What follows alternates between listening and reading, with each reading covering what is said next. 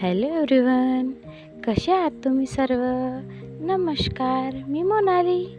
तर इथे आमच्या घरी गाईवर पाणी मारणं सुरू होतं. उष्णतेमुळे गाईवर रोज थोडं पाणी मारतात. मग मी केली स्वयंपाकाची तयारी. इथे भात वगैरे बनवून घेतला आणि मग लगेचच भाजी बनवायला घेतली. तर इथे मी आज पहिल्यांदाच बनवणार होती वडीची भाजी.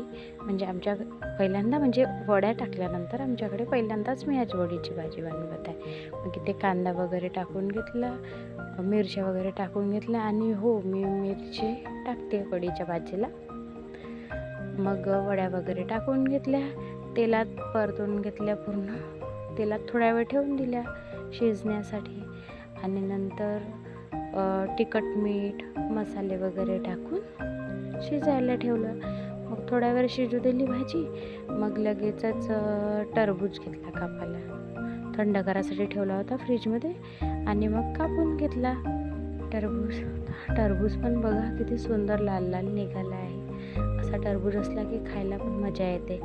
मग टरबूज वगैरे कापून घेतला. थँक्यू. मला सपोर्ट करा प्लीज, माझ्या चॅनलला सबस्क्राईब